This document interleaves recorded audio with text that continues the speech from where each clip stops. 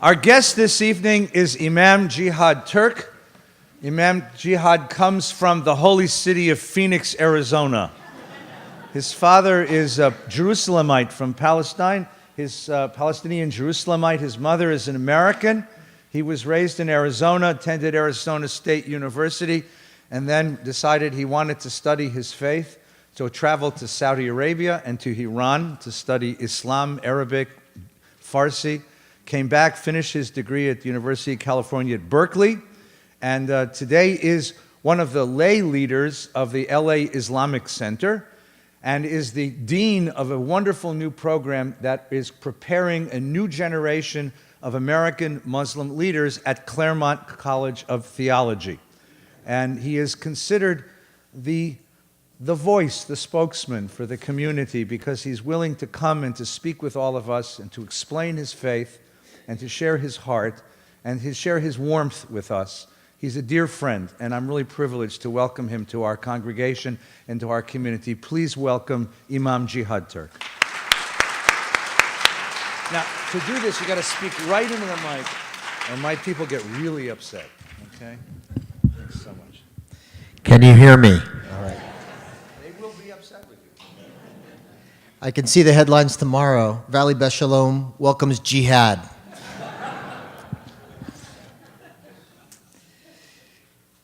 So I'll tell you a quick anecdote about my name before we get into the subject matter for tonight, which is really an introduction to Islamic theology and practice. So growing up in Phoenix with a name like Jihad, you think it might be a challenge. Well, I grew up in the 70s, so no one had any idea what jihad meant. And in Phoenix, Arizona, there wasn't a lot of diversity. You were either black, white, or Mexican. And so people just assumed that jihad was an exotic Mexican name. Yihad. And so growing up, when I was playing soccer, my teammates started calling me Jay.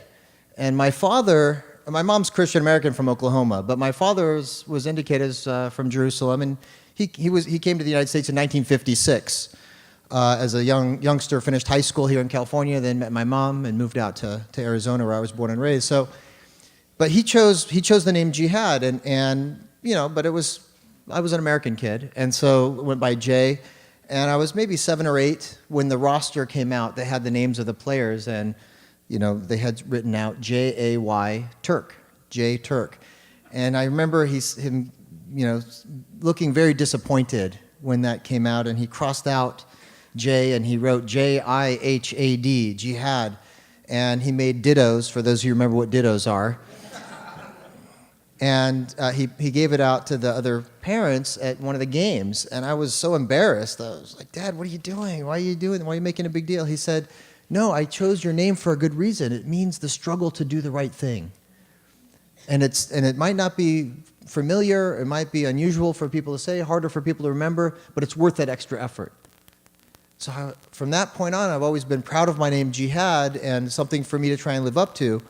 And it wasn't until, you know, the happenings in the world, 9/11 in particular, where the name became associated with holy war. But a number of rabbis came up to me who said, you know, if anyone ever gives you a hard time about your name, Jihad, you tell them that the best translation into Hebrew of jihad is Israel, the one who struggles with God.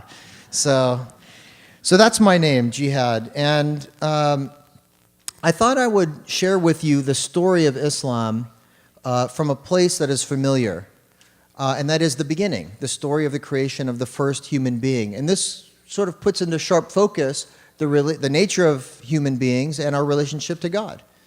And so the story of creation is told in the book of Genesis. How many times? Twice. All right. This is an educated class here. It's also told twice in the Quran. And the Quran, of course, is the holy book for Muslims. So just to back up one step, Abraham had 2 sons. The older son, born to Hagar, the handmaiden of Sarah, was named Ishmael, and he was sent off into the wilderness. Well, Muslims believe that wilderness is the desert wilderness of Arabia. And he was sent to the valley of Becca, or Mecca, where he settled and was married and had children, and after generations, his descendants became known as the Arabs. And from amongst his descendants was a person named Muhammad, who was born about 6 centuries Common Era, about 6 centuries after Jesus. And he preached the message of Abraham at a time in which the society in which he lived worshipped, they believed in God, but they worshipped idols, a superstition. And he said, these are false idols, let's go back to the religion of Abraham. And actually the Quranic message says, you know, this is not a new message. This is the message of Abraham, belief in one God and being good to your neighbor, etc. So love God and love your neighbor. So, but backing up, so this narrative comes from that text, the text of the Quran. And the narrative that I'm sharing with you comes from the 2nd chapter. Now, the Quran as a text is structured very differently than the Torah, for example. The Torah, you could say, is kind of a chronological history of humanity and the Jewish people. The text of the Quran is very different. There are 114 chapters, but in terms of the length of the text, it's shorter than the Hebrew Bible. Some of the chapters are quite lengthy, but many of them are quite short. In fact, several dozen are just a page or shorter in length. So some of the chapters are more lengthy, about 40 or 50 pages in length. But the structure is very different in that it doesn't go chronological. It's very cyclical, and it really centers around 3 or 4 major themes. The theme that, number 1, the major theme of the Quran is that God is one. I think this idea exists in Judaism, I think, somewhere, right? All right. So there's a verse that I think sounds very similar, should sound familiar to you. It's قُلْ هُوَ اللَّهُ أَحَدٌ. What does that sound like? That's right. And Ahad. And in the Shema, right? So it's the same idea, and this is actually a verse from the Quran, chapter 112. قُلْ هُوَ اللَّهُ أَحَدٌ. Say God is one. Allahu Samad. God is the eternal and absolute upon which all else is dependent. Lam yalid wa lam yulad. He was not born, nor does he give birth. Wa lam yakun lahu kufuwan ahad. And nothing is similar to God. Nothing is like unto God. So this is really the heart of the teaching. This is the main theme of the Quran. A secondary theme is something where there might be some contrast to, and this is maybe a discussion that has taken place within the sanctuary, I would imagine, and that is discussion about what happens after you die, the afterlife. Is there heaven and hell? Yeah, I know that there's kind of a spectrum of belief within the Jewish community on this issue, but the Quran is very clear. There is a day of accountability, a day of judgment, in which we will individually stand before God, and that judgment will result in one going either to paradise or the other place. What's it called? So that is, and you'll see that in the last verse that we're going to cover in today's text, which we'll get to later on. Don't look ahead. So that's the second major theme. The third, fourth, fifth, and sixth themes has to do with the values of justice and mercy and compassion and charity, and how you treat one another as human beings.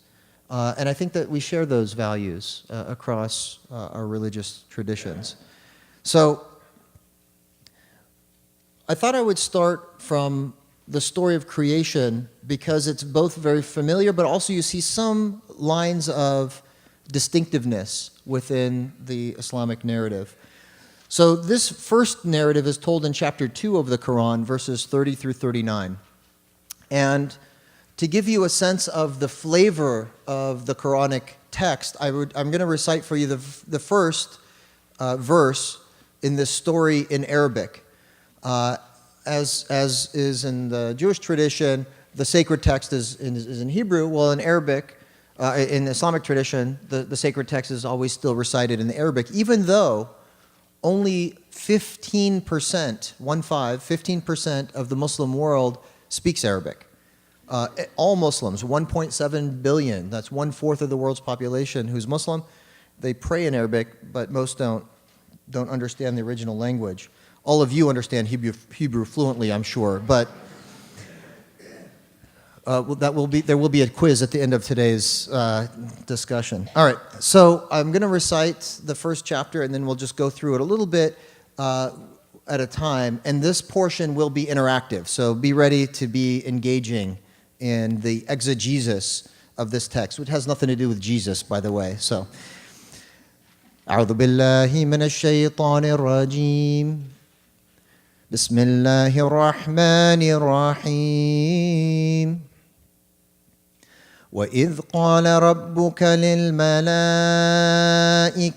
إني جاعل في الأرض خليفة قالوا أتجعل فيها من يفسد فيها ويسفك الدماء ونحن نسبح بحمدك ونقدس لك قال إني أعلم ما لا تعلمون صدق الله العظيم. Has a different cadence than the Hebrew Bible, but this is the way that we recite our text while in prayer, with a little bit of a melody, if you will. But for the sake of time, let's just stick to the English moving forward. And remember, when your Lord said to the angels, I am about to establish upon earth a caliph, a vicegerent, a viceroy, a caretaker, one who shall inherit it. All of these are translations of the word caliph, which is, by the way, and you think I'm joking, where we get the word California. Google it. So, a caliph, one who shall inherit, someone who follows after, one who takes on the responsibility of. We have been gifted the earth. This is what this verse is saying. God will establish upon earth one who shall be responsible for it, for taking care of it and all that live on it. He's telling the angels. Now, in the Islamic tradition, angels are beings that are made of light and God's spirit, and they are obedient to God. They're all good. There's no such thing as a fallen angel. Angels don't have free will. They just listen to God and do his commands. So when he told the angels, I'm about to establish upon earth a caliph, a different species, human beings, they objected right away. They said, what? Why would you do such a thing? They saw no wisdom in it. They said, will you put thereon such as will shed blood, will spread corruption thereon and shed blood, whereas we extol thy limitless glory and praise thee and hallow thy name. They said, we're praising you. Why would you create this species? They're going to do all these things, shed blood, corruption, mischief, all of that. I mean, they kind of had us pegged. We are doing all of those things, right? But they saw no wisdom in it, and God responded with the reason why he created us. You ready? He said, Inni a'lamu ma la ta'lamun. I know that which you do not know, which is very unsatisfying of an answer, all right?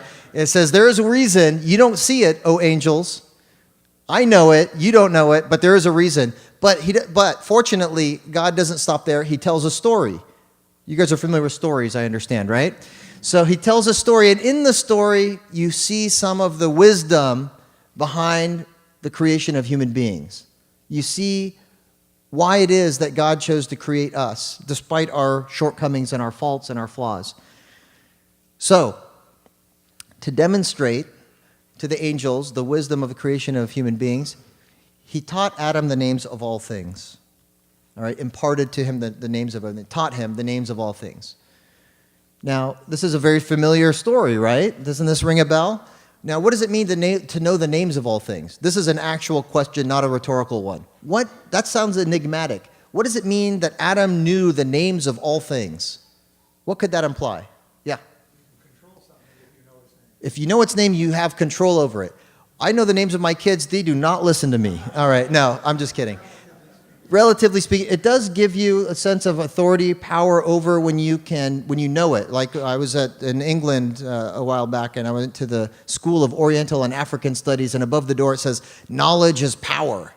All right, if you know it, you can control it. Okay, perhaps. Any other possible? Yes. All right, so to know the name of it is to know the essence. Perhaps. What other ideas we have? All right, so you're able to distinguish. By knowing the names, you have some more nuance in your understanding. So the naming, the language helps you differentiate in a sophisticated way what you could not without language. There was actually a study done recently amongst deaf kids in Central America who had not learned sophisticated sign language. They made up their own language, and they had very few vocabulary words. They did a study with that same group, a younger generation that actually learned sign language, and they found exactly that. When they actually learned more vocabulary, they could actually perceive in greater detail. Those who didn't have the words, they couldn't actually see the distinction and the difference and the nuance in things. So language does affect the degree of our sophistication of our understanding of the world in which we live. Yes? Communication. So what's really being communicated here in this verse is that what he taught Adam is language. Language. It's a sophisticated language. Yes, Coco the gorilla can sign, and I just saw a video clip of Coco the gorilla complaining about the environment. Someone told him the environment is going down, and he was very consternated and saying, humans are stupid. What are you doing? Fix it, fix it. And all of this was sign language. Coco the gorilla. And he has some sign language, but you can make a strong case that human beings, because of our language, we have greater intellectual capacity than other kinds of creation, other species in existence. So language does help our intellectual capacity and faculty. Yes? Well, the word imparted implies knowledge. Yes. When it comes to knowledge, we talk about now the tree of knowledge and the apple and so forth. Is there a relationship with this word and that? Yes, and we're going to get there in a little bit. Hold on to that idea about the relationship, for those who didn't hear, between language, knowledge, and the tree, which we're going to get to in a little bit. Order and organization, yes. It actually allows you to know the essence of people as the culture of people. So language helps you understand the essence of things and also nuances in differentiating different cultures and other things. Yes? It establishes the possibility of a relationship with the other. With the other thing. In other words, not just dominion over, but relationship to, with you're identifying. Power, but also relation. Some kind of nuance between power, but not necessarily domination, but some kind of engagement. All right, so we're going to move on. We're going to move on. This was wonderful. So I'm going to share with you what the Islamic exegetes, the commentators, suggested that this meant. And it's a very small phrase. He taught Adam the names of all things. And we kind of touched upon some of the elements. But what they said is, what this is really implying, believe it or not, is free will. How do we get there? Here's how we got there. Language allows us to think in greater nuance and understand abstract concepts in ways that other kinds of creatures aren't able to do.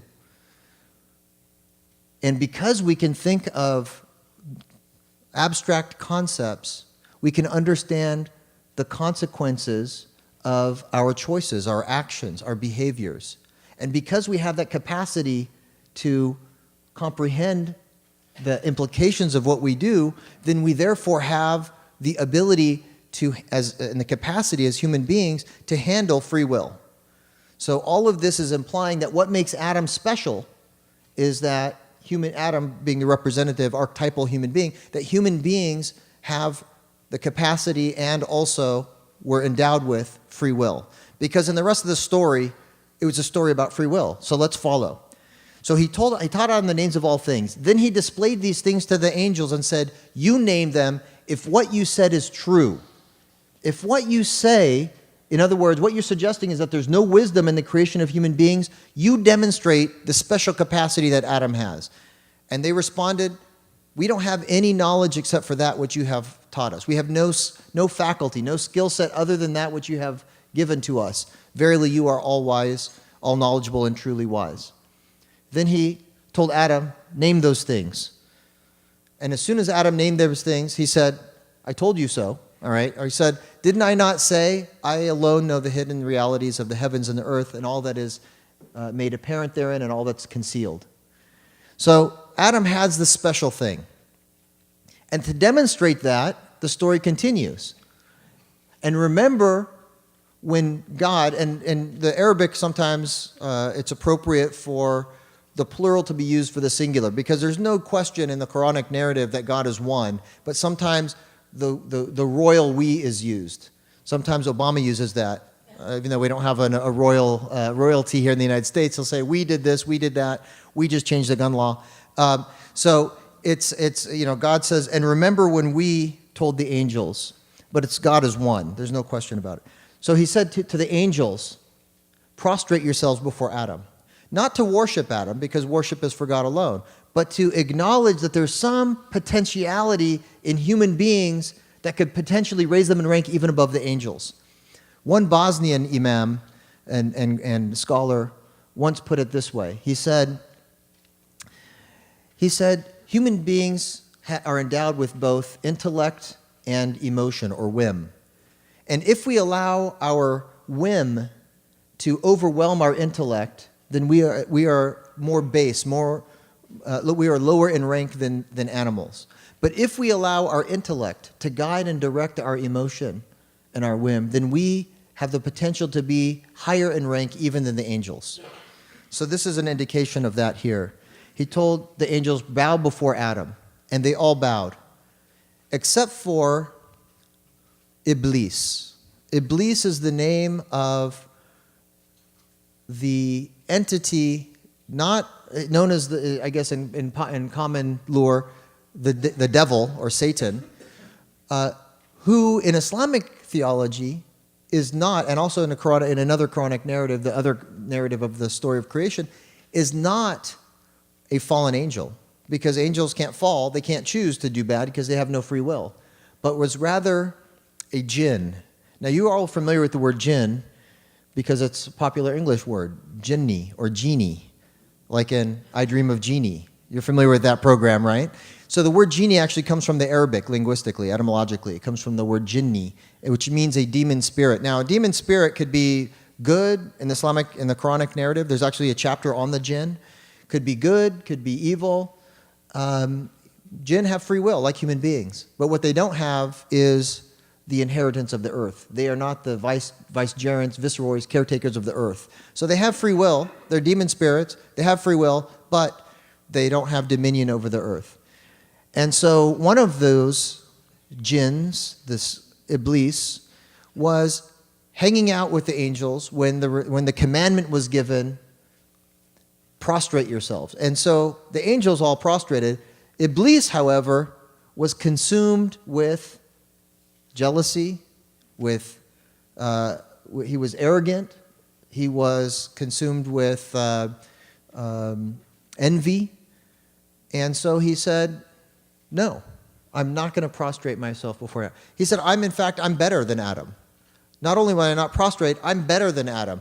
I'm created, because Adam was created from clay, and then God breathed into him from his rawah, or as we would say in Arabic, ruh, وَنَفَخْتُ فِيهِ مِنْ رُوحِي, as the verse in the Quran says, and we blew into him from our own spirit, right, rawah.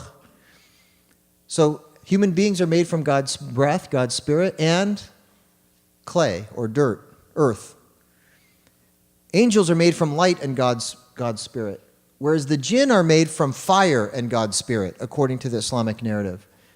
Now, he said, I'm superior to Adam. I'm made from a superior substance. I'm made from fire. He's just made from dirt.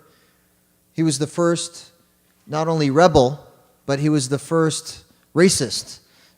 He's the original sin wasn't the eating from the tree. It was the racism of Satan.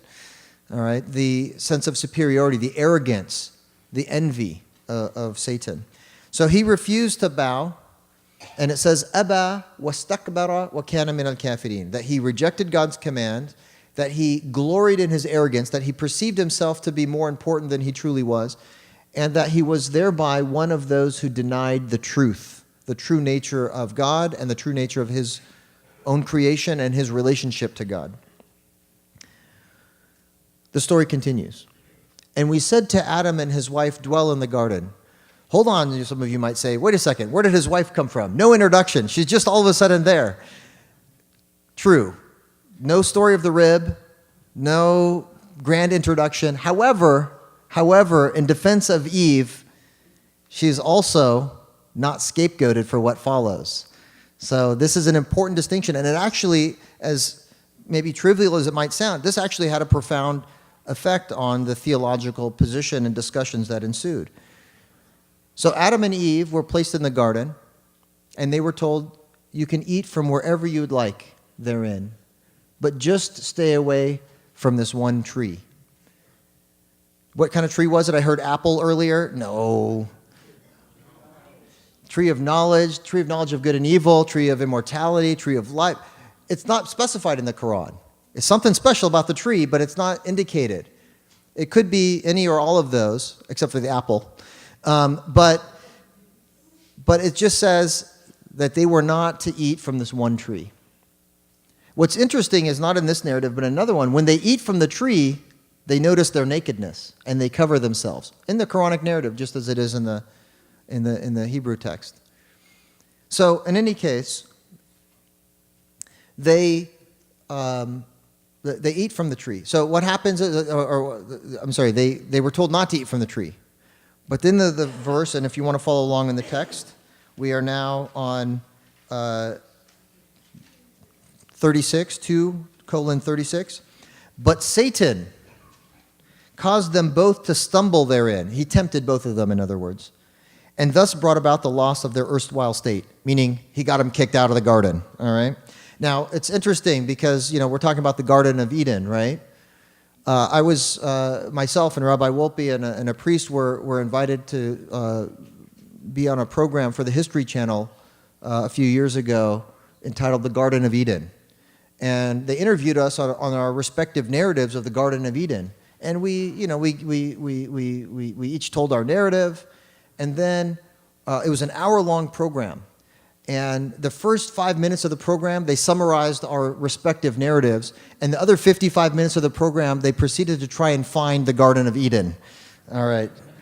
The History Channel is not what it used to be. All right. They found it, by the way.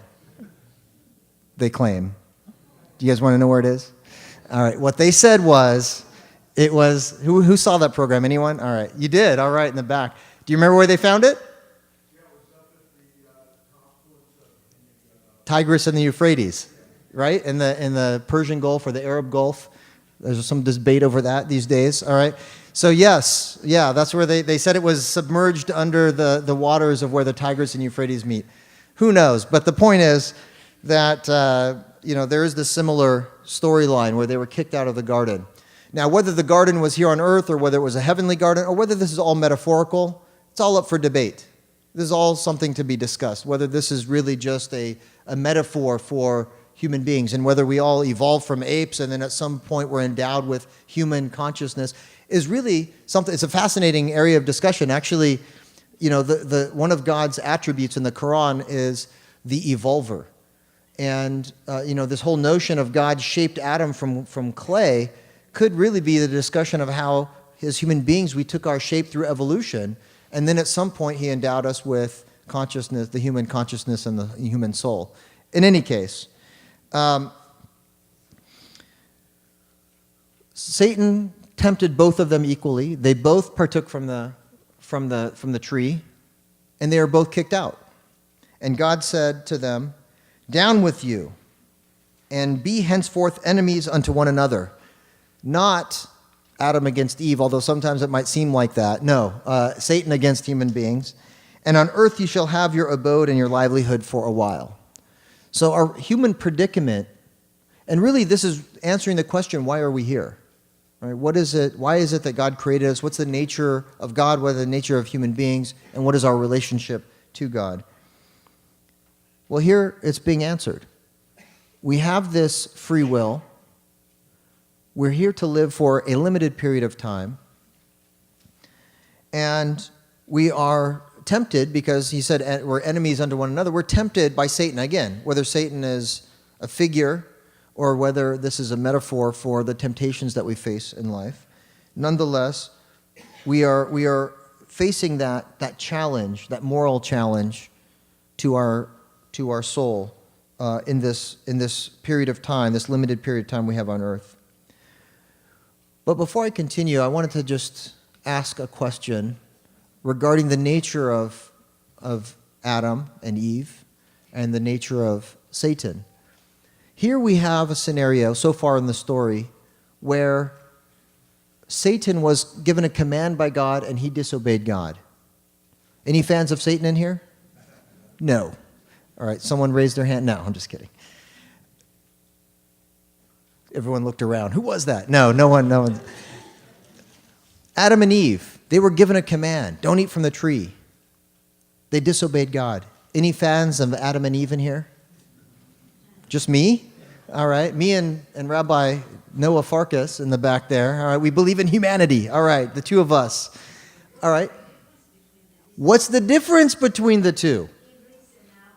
What is the difference? That's a great question. Yes, you have an answer.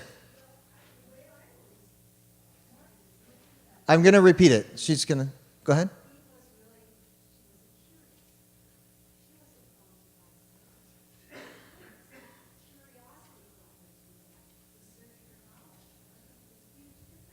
All right, so what I'm hearing is, because I know all of you didn't hear that, what I'm hearing is that really what's at stake here is that the kind of transgression of Adam and Eve was one of, an innocent curiosity. The nature of their transgression wasn't as egregious as the transgression of Satan, that was filled with hatred and envy and jealousy and sense of righteousness, self-righteousness, etc. Superiority. All right, that's one argument. So Satan is by degree worse because of the nature of his transgression. Any other arguments? What's different between Satan and Adam? They both transgressed. Why are we so sympathetic to Adam, or at least me and Rabbi Farkas, so sympathetic to Adam and Eve, and why are we so down on Satan? They all disagreed. I mean, they all disobeyed God. Yes? Well, they had to disobey because they had to develop and they had to mature and they had to separate from God and become sexual and procreate. So it's in the scripture. So it was inevitable. It was predestined that human beings would fall short, and that's part of our destiny. And to strengthen your argument, let's go back to that very first verse. And God created for earth one who shall inherit it. So if they didn't fall out of the garden, they would never have inherited the earth. It was meant to be as their destination. There's no way around it, right? But let's still get to my point, which is what's the difference between Adam and Eve and Satan? They both transgressed. Did Satan mature? Did Satan become, what's that? Well, in the Islamic narrative, try and keep it within this context, because remember, in the Islamic narrative, Satan was never an angel. He was a jinn who always had free will. He had free will. So slightly different context within the Islamic narrative. Yes? All right, so one difference is that Satan didn't inherit the earth, Adam and Eve did, which just means that Adam and Eve had more responsibility, so their transgression would be more profound, egregious, you could say. Why are we so sympathetic to Adam and Eve and so down on Satan? Which is the way it should be, by the way, just in case there was any question mark there.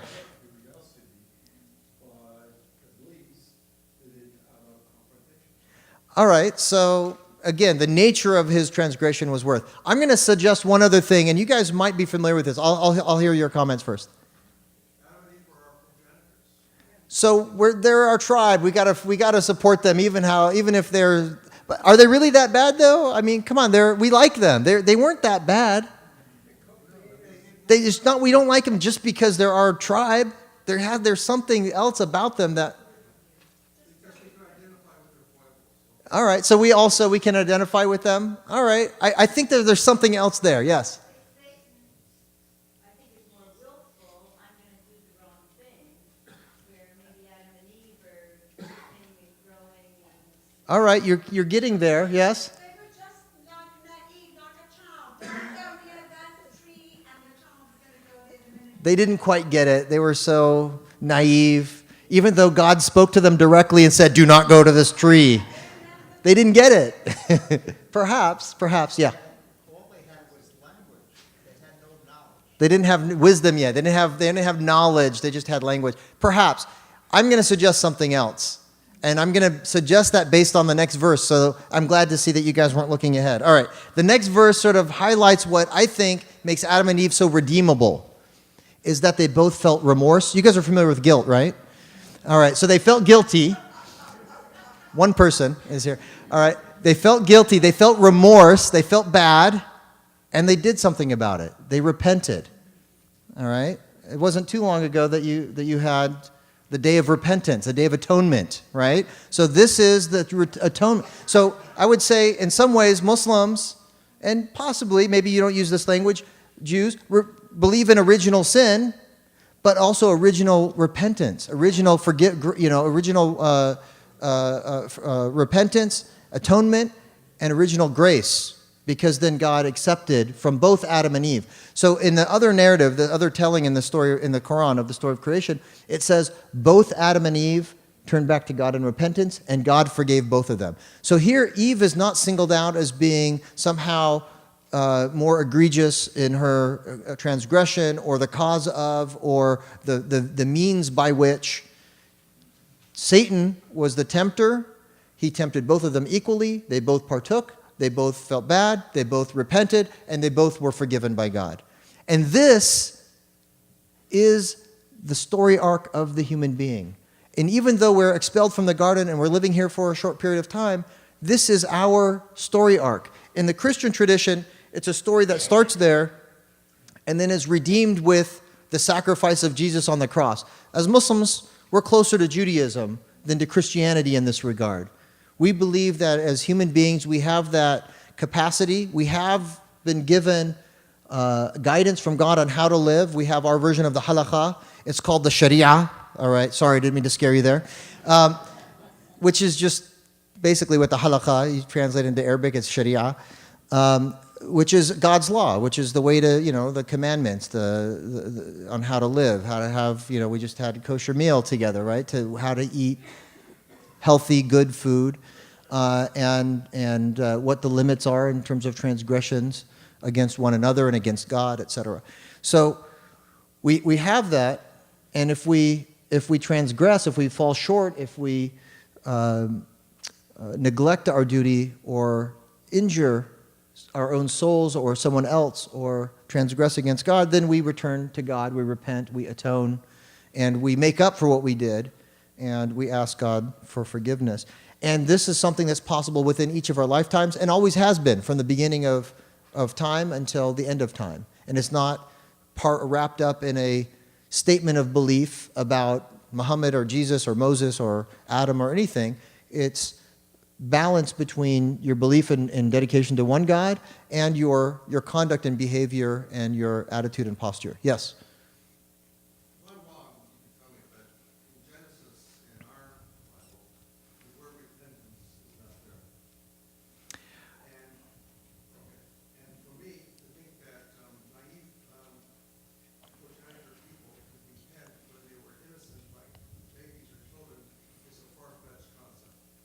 Perhaps. So those who didn't hear, the suggestion was that the word repentance doesn't exist in the Hebrew Bible at all. I can't speak to that, but I can look over this way for the... It's in the Bible, but not in the book of Genesis. Sorry, that's what you said. I misquoted you. So it's not in the book of Genesis, and to suggest that Adam and Eve needed to repent because they were more innocent at the time is far-fetched. Perhaps. The Islamic narrative suggests that they, although they were, still very, very innocent, generally speaking, they had at least the capacity not only to discern right from wrong based on the direct instruction from God, but also based on an internal moral compass, an innate nature, if you will, to have a sense of what's right and what's wrong. So there is this concept of what's called fitrah in Islamic theology. And fitrah, there's a chapter, and I was talking with Rabbi Farkas just before tonight's program, and was sharing with him these verses from chapter 91 in the Quran, verses 7 through 10, in which the translation reads, and the human soul and how it is perfected and inspired to know that which is good for it and that which is bad for it. The one who purifies their soul is successful, and the one who corrupts their soul is at a loss. In other words, we have an internal moral compass that we've just been endowed with as human beings. So in the Islamic narrative, you have that. You have, once you have the age of maturity, which is when you do your bar mitzvah or bat mitzvah in the Jewish tradition. Once you have that age of maturity, you have the ability to take on that responsibility. And so as innocent as they might have been in the Islamic narrative, they had culpability for transgression. Yeah? Is that conscience? Conscious is a part of it, but the word conscious is wa'i, which is consciousness in Islam. So that's a different term and a different concept. Yes? Is there any relationship between Satan and perhaps evil inclination? Yeah, well, yes. And again, whether Satan is a being, an actual being, or whether Satan is the manifestation of, or the personification of evil thinking, evil thoughts, temptations, those things that are within our psychology, if you will. There's this notion, and we don't really know, we can't really put our finger on what exactly a jinn is. They're kind of otherworldly, ghostly, spirits, if you will. And so, even within our psychology, this notion of, being tempted or being conflicted and whatnot, making those kinds of tough choices, that process, and I'm not speaking about mental illness, that's something else, but I'm talking about in a spiritual sense, that struggle is a struggle for God or towards God and away from satanic, whispers or satanic temptation. So, and then yes, in the back. As far as innocence is concerned, our children, these were considered innocent, and yet when they transgress, we're told that they would repent. And we teach them repentance, so I think it's good on Very good. So we have one vote for the idea or the notion that, yes, even because our children are innocent, yet when they transgress, we teach them repentance. So too is the case for Adam. So I'm going to have you two arm wrestle and see who. Yes. Oh, no. So he had. I was repeating it. So he had. So it wasn't a question. It was a comment about the idea or the notion of Adam and Eve having to repent for their transgression of eating from the tree, even though they were still in a rather innocent state. They still held culpability in the Islamic narrative, and so we have at least one vote of support for that notion. All right, to move along, so I would say that this is really what distinguishes humans from Satan, is that we have that redeemable quality. And it's not, by the way, in the Islamic narrative, there's a chapter on the jinn that says some jinn are good, some jinn are bad, some demons are good, some demons are bad. Satan happened to be a particularly bad one. Now, he asked for something too, like Adam and Eve asked for repentance, asked for forgiveness. Satan also asked for something, not in this narrative, but in the other narrative. He asked for respite, for time. He said, he didn't ask for forgiveness. He said, he was so consumed with jealousy, with hatred, with enmity, that he said, God, just give me more time. Don't take me to account yet. Give me more time so I can try and bring down Adam and Eve and all of their descendants. And so God says to him, yes, you may have more time, but you will not have any power over them other than to suggest. So this notion that we could blame it on Satan on the day of judgment, which is, again, it's a core Islamic concept, even if it's something that's more debated in the Jewish tradition. It really is at the heart of Islamic teaching that there will be a day of individual accountability. There is a verse in the Quran that says, in essence, on that day of accountability, we can't turn to blame Satan for any of our actions, because Satan will say on that day, and I'm paraphrasing the verse,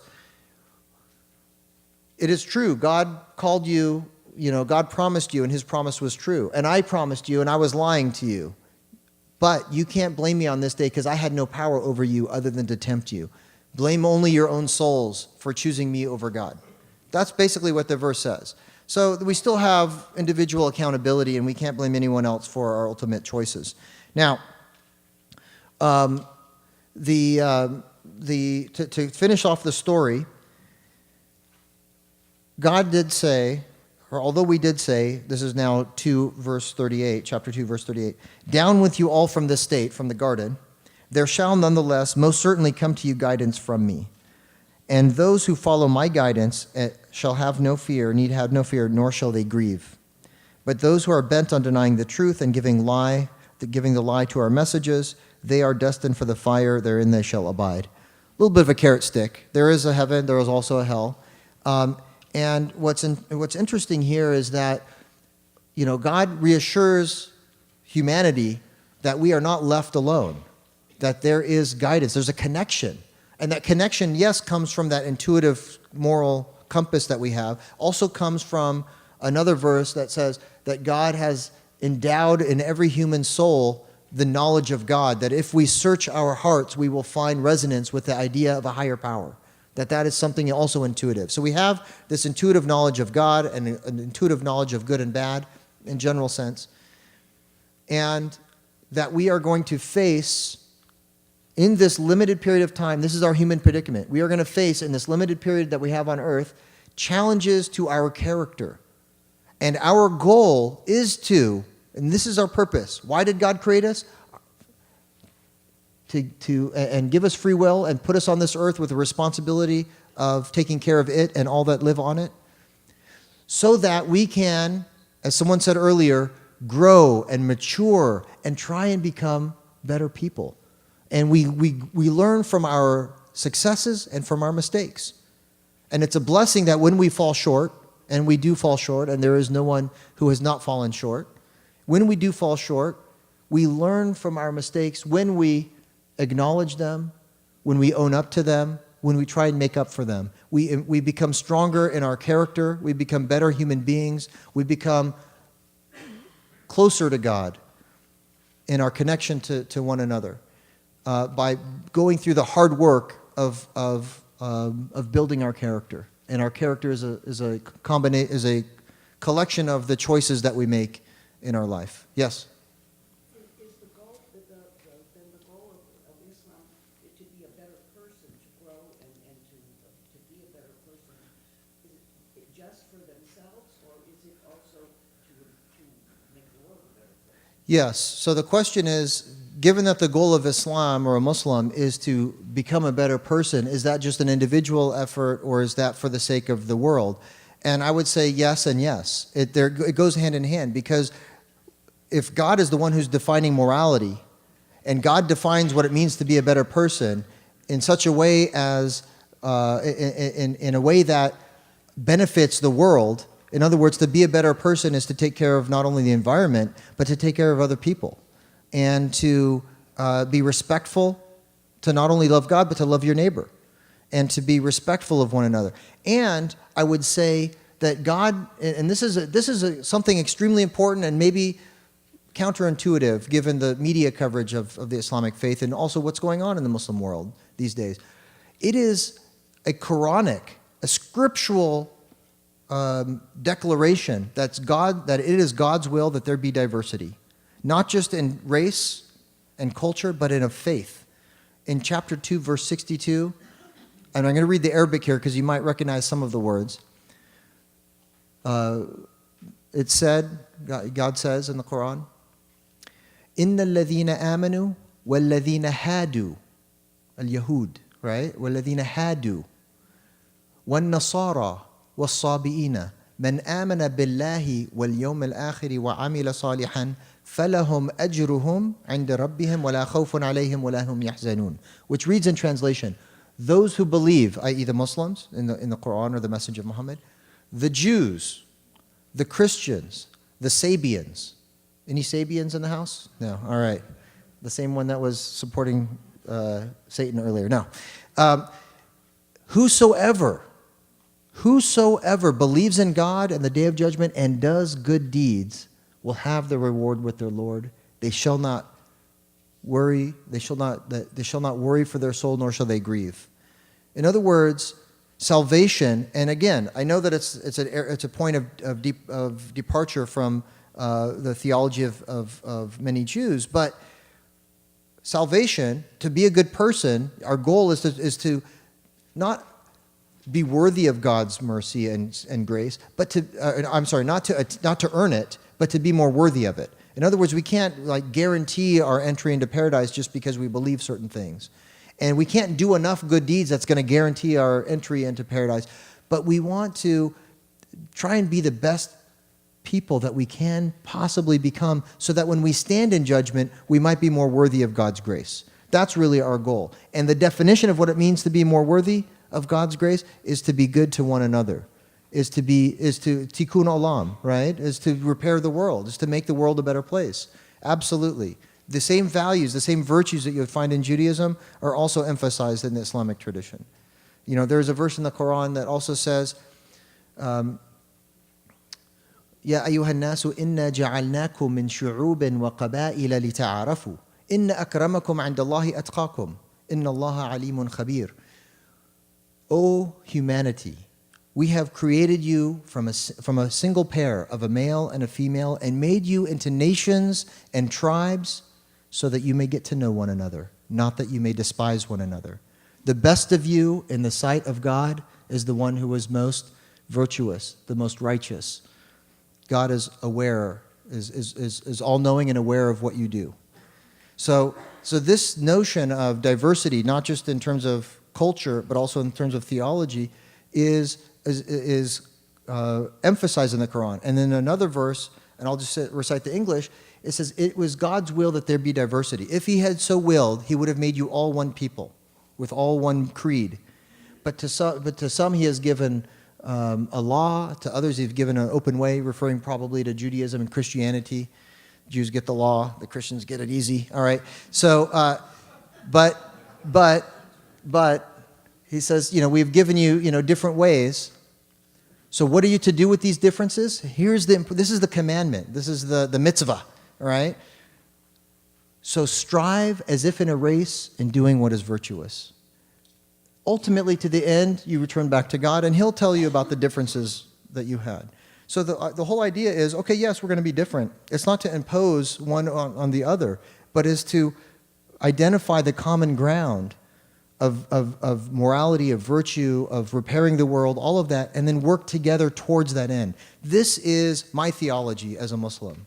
And this is why I'm engaged in not only educating my community and the next generation of leaders of my community, but to do so in an interreligious context where we're partnered with a Jewish seminary, the Academy for Jewish Religion, California, and a Christian seminary and a Buddhist university.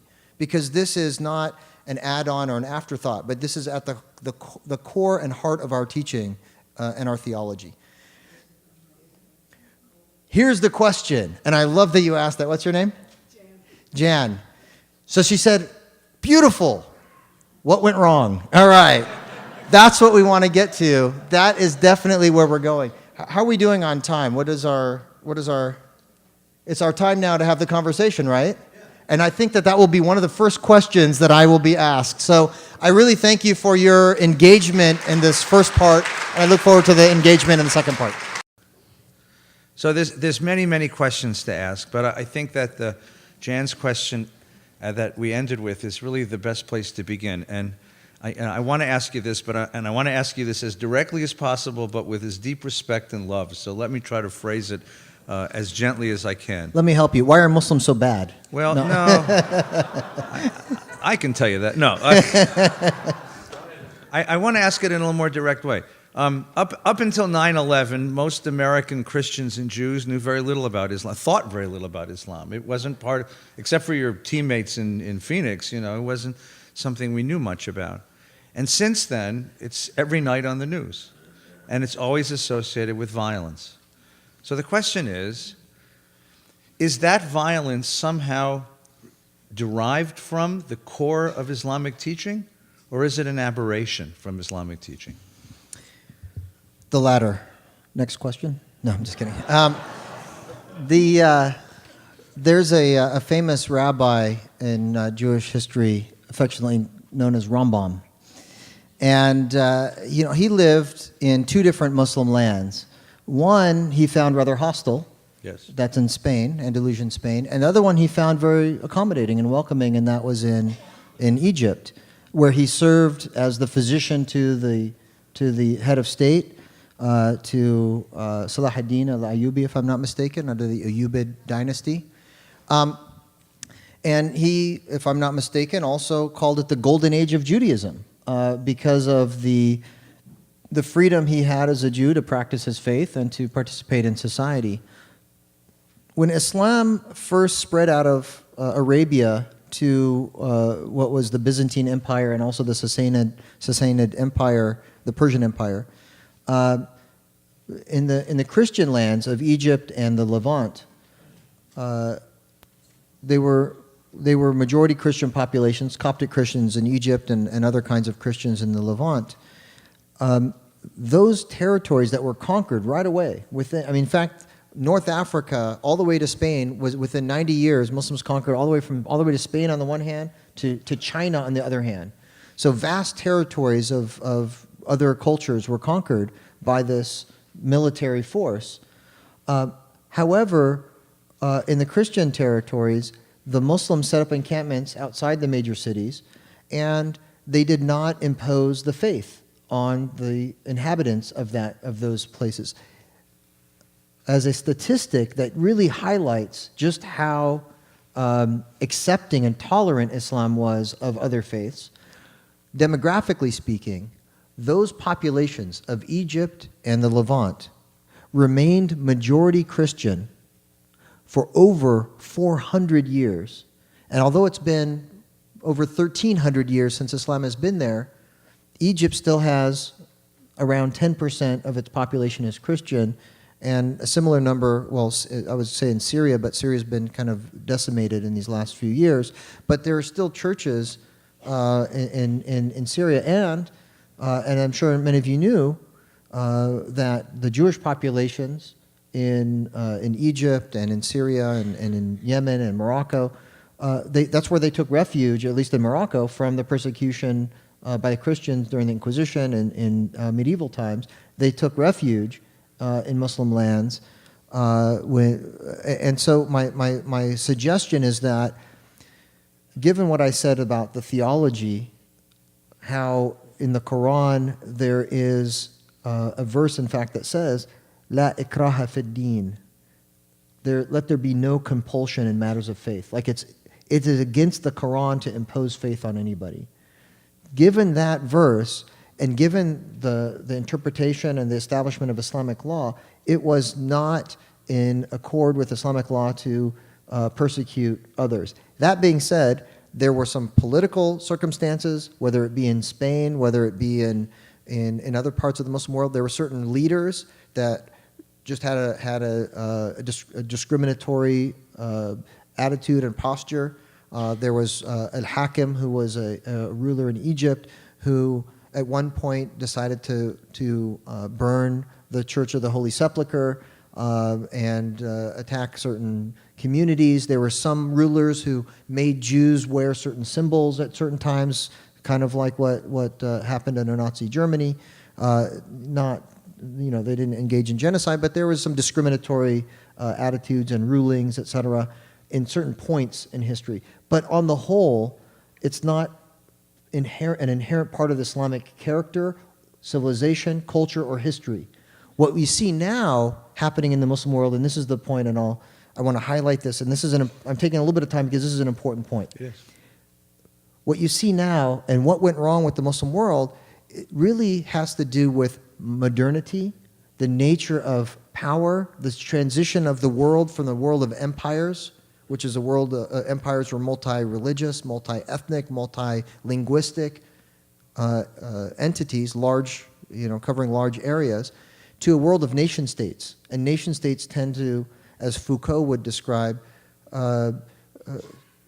they would form around modern nationalist narratives.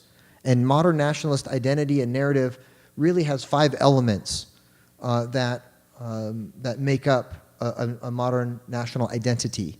And those elements include language, culture, attachment to a particular piece of land, a shared history, and yes, religion.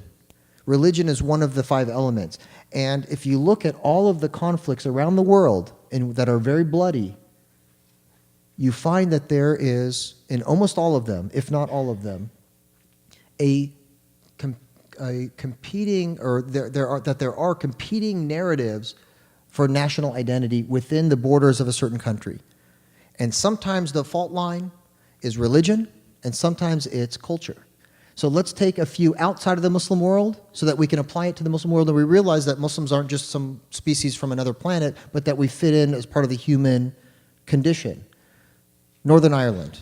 Northern Ireland, the fault line was religion, Protestant versus Catholic. Now, it's not anything inherent within Catholicism or inherent within Protestantism that resulted in this violent clash, terrorism, bombing of civilians. All of these were modern nationalist struggles, and they employed these techniques in order to destabilize, in order to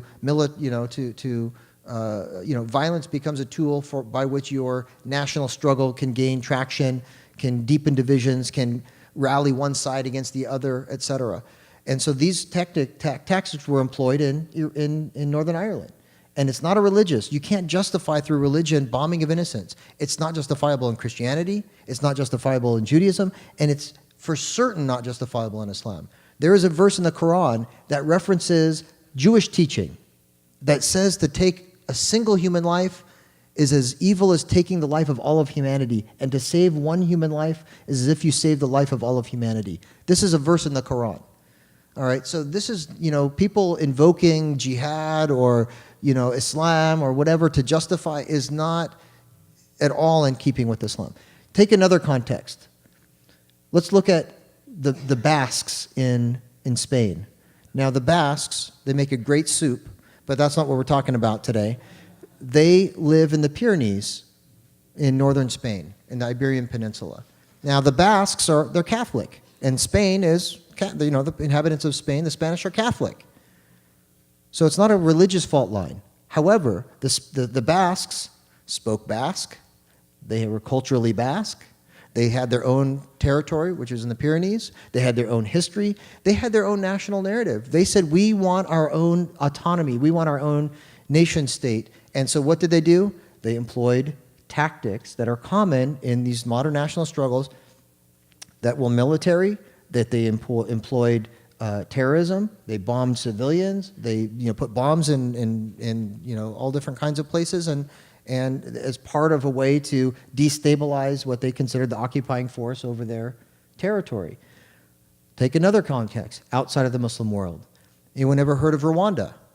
All right, what was going on in Rwanda? As far as we're concerned, they're all black African. We can't tell one from the other. But no, they saw themselves as two different tribes, the Tutsis and the Hutus. And they knew their differences.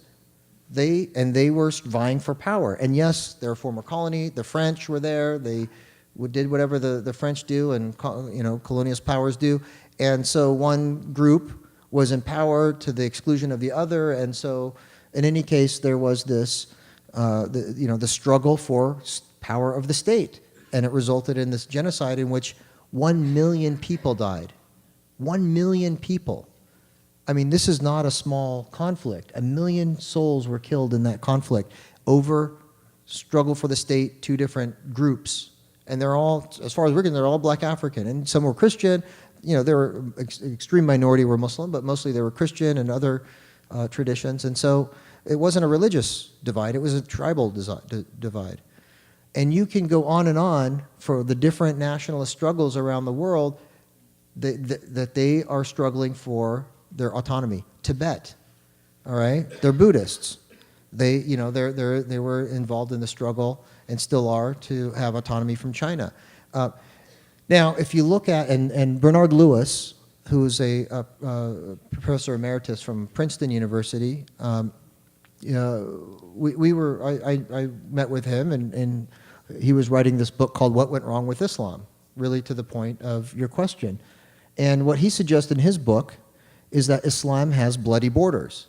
And what I think he's referring to, and rightly so, is that what was the Islamic civilization, these greater empires, when colonialism happened and they were sort of dragged into the world of modern nation states, the colonialist powers divided them up however they were divided up without particular reference to what would make for a good nationalist narrative. And so you have hobbled together groups of people that have different nationalist narratives. Let's take, for example, a country like, let's say, Iraq. All right, Iraq we have the three groups. You have the Shiites, you have the Sunnis, and you have the Kurds. What religion are the Kurds? Silent. All right, Muslim. What sect are they? Sunni or Shiite? They're not. They're Kurdish. They're Kurds. All right, they're actually Sunni. Who are the Arab Sunnis fighting against? The Shiites and the Kurds. Now the Kurds are Sunni Muslim. The Arab Sunnis, the ISIS group or whatever, the Anbar province, they are Sunni Arabs. So they're not fighting on theological grounds. They're all Sunni. It's a division here in that case. Within one state now, you have the religious divide because the Arab Shiites and the Arab Sunnis are fighting each other.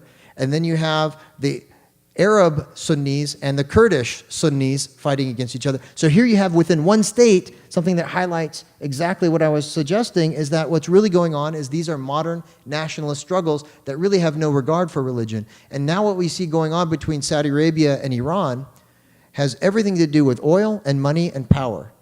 And here's why. In 1979, the Shiite revolution in Iran it was a popular revolution, by the way, and some of you are from Iran, you know what I'm talking about. It was a popular revolution against the Shah. Now, it became co-opted by the clergy class because they were the most organized. It's kind of like the Muslim Brotherhood taking over after the revolution in Egypt. The Muslim Brotherhood were the most organized and they won the election. Well, it wasn't quite an election in Iran. They kind of took over and made it into a theocracy. But the point is, the revolution that resulted in this Shiite clergy running the state scared the bejeebers, which is an Islamic term, out of Saudi Arabia. Why? Because Saudi Arabia has these fields filled with this black slippery liquid, right, called oil, in a part of their country over which lives a Shiite minority. How many of you guys knew that? 3 people. Excellent. So they have been vehemently against Iranian influence, and instead of just saying Iran, they say we're against Shiite Islam. Shiite Islam is heretical. Shiite Islam is illegitimate. Shiite Islam is evil because they don't want Iran to have some kind of leverage, affiliation, influence over that population, which is their bread and butter. And they don't want that demographic to revolt, to rebel, to take over their oil, and so they just put to death this Shiite cleric who was in Saudi Arabia. He was a Saudi, but they put him to death not because he was violent, but because he was opposed to the legitimacy of the Saudi regime and was calling for people to rise up. So I apologize for the lengthy answer, but this really is such an important question, and it takes a little bit to try and shift from the media framing of, oh, this is about religion, to this is really about modern geopolitics and national struggles and whatnot, in which, during which religion is instrumentalized and utilized as a rallying cry, as part of a national identity of an us versus them. And I was on an NPR program at the Crawford Family Forum with Congressman Adam Schiff, who I think is, I think he's going to be running for office. I think he's a great guy. Adam Schiff and Brian Jenkins, who's been the counterterrorism expert at RAND since 1971, the year I was born. And we all agreed that ISIS, we were talking about the crisis of ISIS, we all agreed that this is not a religious struggle. This is a modern nationalist struggle. It has to do with all of the issues of oil and money and power and whatnot, and geopolitics and regional influence, and religion is just being utilized. It's not. So really. I want to push you just a little bit. Go ahead, please. So tell us what Wahhabism is, and whether Wahhabism is an exception to your rule, because it is a violent, can I call it a radical, violent, militant Islamic movement that is deeply rooted in some interpretation, certainly not yours, but some interpretation of Islamic faith? All right, so here's what I would say about Wahhabism. I studied sort of in the heart of the Wahhabi institution in Medina, Saudi Arabia, for a couple of years. And Wahhabism is basically it's a puritanical, literalist approach to religion. In and of itself, I think it's the wrong way to approach religion personally, but in and of itself, it's not necessarily violent. The reason why it's violent, or that those who are supported or identify themselves as Salafi or as Wahhabi, who then become violent, the reason why they're able to make that jump more easily is because of the puritanical nature of this theology. It basically says, unless you are strictly within this theological framework of this very narrowly defined theology, then you are heretical, and you are, it is no longer against the Quran or God's teachings to engage in military conflict with you as a group or as a state or as a people. Mm-hmm. And so that puritanical narrowness then allows you to, and the way it was born, by the way, was in the time of the Ottoman Empire, when Muhammad ibn Abdul Wahhab, who was a seminary dropout, I would say, teamed up with the Saud family, who wanted to rebel against the Ottoman Turks. And they said, well, we can't fight against them. They're all Muslim, and they're all Sunni as well. And then so the Saud eponym for the tribe came to Muhammad ibn Abdul Wahhab and said, listen, you have a very narrow definition of Islam that excludes Sufi Islam. And the Turks, the Ottoman Turks, leaned towards Sufism. They had saints, and they had these other things that, you know, the Wahhabi, Muhammad ibn Abdul Wahhab thought was heretical. So he said, listen, we'll make a pact. And there's a great book written by Ahmed Ali called The Clash of Fundamentalisms. I don't know if anyone read that. He has a Muslim name, but he's actually atheist, but he's a political writer and a sociologist, historian, called The Clash of Fundamentalisms. I recommend the book. In that, he documents this pact that was made between the Saud family and the Wahhabi sect, the founder of the Wahhabi sect, that basically said, you endorse my politics, i.e., you give me the green light theologically to fight against the heretical Turks, mm-hmm. and I will endorse your brand of theology. And so this pact was intact until the Saud family broke it in the run-up to the first Gulf War by inviting the American troops into Saudi Arabia to defend it against Saddam Hussein. And that's when Al-Qaeda turned against Saudi Arabia and started bombing internally and attacking the Saudi regime. And so the Saudi regime is kind of playing with fire in that they're supporting this puritanical mm-hmm. strain of Islam that's kind of biting them in the butt at the same time, because they are, you know, more holy than the Pope, if you will, in terms of, you know, more puritanical than the Saudi family is now willing to support. And so you find some greater instability there. But at the same time, they're still supporting that puritanical ideology in places like Syria and Iraq. So I want to, you're a wonderful teacher, and you've given us a deep and nuanced vision of the development of Islam and the militancy that is associated with it. But for a moment, I want you to resist the temptation to be nuanced, and I want you to give us a 60-second campaign commercial. I want you to tell America, if you had 60 seconds on national television during the Super Bowl, during the third quarter of the Super Bowl, I'm giving you that gift. It's $3.8 million. You ready? You got 60 seconds to set the record straight about who Muslims are, what Muslims believe, and where Muslims fit in American democracy. 5, 4, 3, 2, 1. Jihad Turk, take one. My name is Jihad, and watch me break dance. All right, so... Seriously, no, I mean, because you're up against a very big media machine sure. that isn't interested in. I mean, there's even a presidential guy I understand who has issues. You know, you're if you could say 60 seconds that message to America, what would you want to say? I wouldn't take the 60 seconds and actually give an intellectual presentation. You just used up 20 seconds. That's right. I wouldn't do that. I would have Kareem Abdul-Jabbar, Muhammad Ali, Cat Stevens come and talk about, you know, how they're inspired by their faith to pursue excellence. Mm-hmm. Because, you know, there was a great book written by Jonathan Haidt H-A-I-D-T, called The Righteous Mind, Why Good People Disagree About Religion and Politics. And what he says, and this will inform my commercial, what he says is people use their intellect for one reason and one reason only, and that's to justify what they've already decided by their gut. So people, and that's why when I was only half joking when I said, my name is Jihad, watch me breakdance, because, they're going to assess me based on, the way I look, the way I sound, whether I'm one of them or one of the other, based on all of these cultural cues. And if I had a big beard and I looked scary and everything else, then they would automatically sort of tune me out.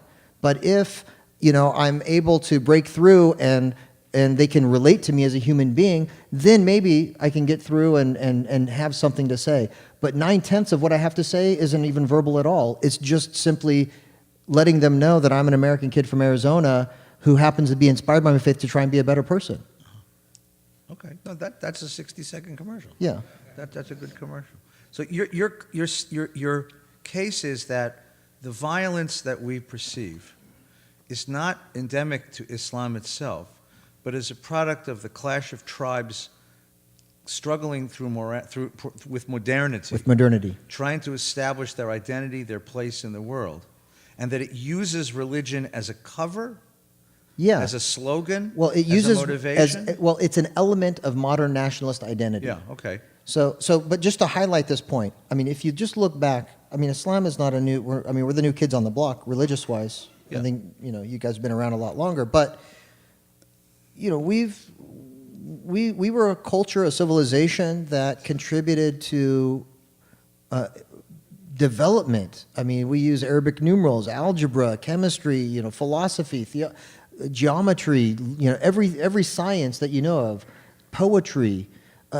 Rumi is all of this great cultural production Right. was accomplished in a diverse, multi-ethnic, multi-religious civilization that was inspired by Islam. Right. Reading, studying, learning, growing. This is what the Islamic teachings inspired and what came out of the Islamic civilization. What you see now is a result of the Muslim world that used to be all of these things being dragged into modernity in a way that is, it's ill-adjusted. And it's, and in part because it wasn't an organic development that happened within Islam. Islam was brought into modernity, as one of my colleagues at UCLA, Professor James Galvin would say, through gunboat diplomacy in the case of the Ottoman Empire, where things were imposed upon this Islamic civilization, and Sykes and Picot divided up the Arab world Right, and the Muslim world, and really made these borders and these boundaries in ways that weren't a natural fit. Now, in Judaism, we have a ferocious, sometimes overly ferocious, self-critical voice. I mean, there isn't anything that a rabbi can say that somebody is going to say he's wrong, and it doesn't matter how traditional or orthodox, small o, the statement is, that it is a ferocious the self-criticism within Judaism is built into the system. The Talmud is a self-critical text. Is there a self-critical voice within contemporary Islam? And are those voices heard, or are those voices suppressed? I would say Islam and Judaism share in that tradition of self-critical debate and reflection and engagement with the text and struggle with the text. There is no ordained clergy. There is no class that defines everything that is orthodox. Mm-hmm. There's a whole spectrum, even within Sunni Islam, within Shia Islam, theologically, legally speaking, spiritually. There's always a rich debate. And one of our professors recently published this book called The Study Quran.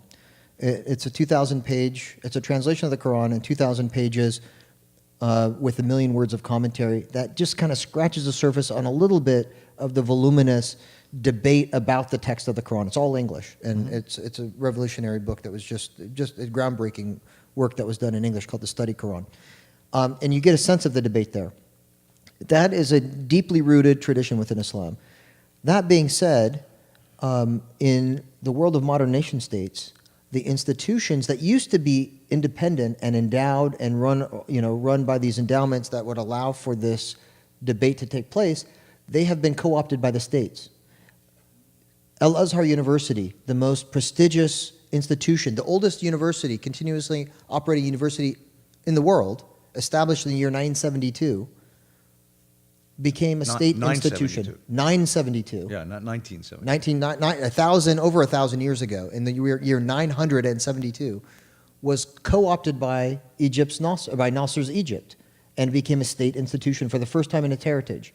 So no longer was it an independent body that allowed for all of this diversity, it became now a state instrument. Right. And whoever's in charge, all of those faculty, they work for the state and they became mouthpieces for the state, and it really gutted the institution from its credibility, from its legitimacy. And so Saudi Arabia has prestigious institutions run by the state. Religion becomes co-opted under those circumstances, and that is very problematic, because now when you have a debate, a geopolitical struggle between someplace like Saudi Arabia and Iran, whereas in Iran, the religious institutions are co-opted by the state, it's a theocracy, and in Saudi Arabia, the same scenario, it's a disaster for religion, because it corrupts religion corrupts the state corrupts religion as well, and it's a disaster. And so only in places like the United States do you see robust religious debate and discussion. And that's why my interest and my focus is on growing Bayan Claremont, the institution that I'm leading, as a repository of Islamic heritage, but also as a research institute that can produce thinking that is not tainted by state influence, that is independent, that allows in an organic fashion the spirit of the Islamic faith to address contemporary issues in a way that is big-tented, that is more inclusive, and that is more self-critical than you'd find in other parts of the world. Is there room for democracy in Islam? Not only is there room for democracy, one of the things that, and there's been many books written on this issue of Islam and democracy, many of the scholars on this topic argue that Islam is the most compatible democracy is the most compatible form of government with Islam, because the elements of of the Quranic teaching and the teaching of Muhammad is that, number one, there should be consultation with the people, that the government should be a government of laws that don't have exceptions for certain classes of people, etc., that everyone should be subject to law, and that the primary principles of justice and fairness, etc., should be established. And so with that foundation of consultation, there's even this notion of bay'ah, which could be interpreted as voting. All right, so you can have consultation, you can have votes, you have these ideas of principles and of laws being applied. They say these are the elements of democracy, and their democracy is as messy as it is, it's the best system that we have come up with as human beings to achieve those virtues of justice and equality and egalitarianism, and allows people to participatory government. So many argue that democracy is the most Islamic form of government, and you might be surprised to hear this, but I'll say it and I'll shout it. America is the most Islamic country in the world, given our ability to practice our religion here infringed upon by the state. And you can't say that in almost any other country in the world. Even countries with Islam in their name. Particularly countries with Islam in their name. Maybe Canada, maybe is on par with the United States, but Muslim countries, forget about it. So there is a certain fear in America among certain political classes of Sharia law. There are even state legislatures that have passed resolutions prohibiting the practice of Sharia law. What are they afraid of? I mean, what is in Sharia law? All right, well, let me deconstruct this a little bit. Muslims, according to Pew, make up 0.9%. 0.9%, so not even 1% of the population of the United States. Okay. So less even than the number of Jews in the United States.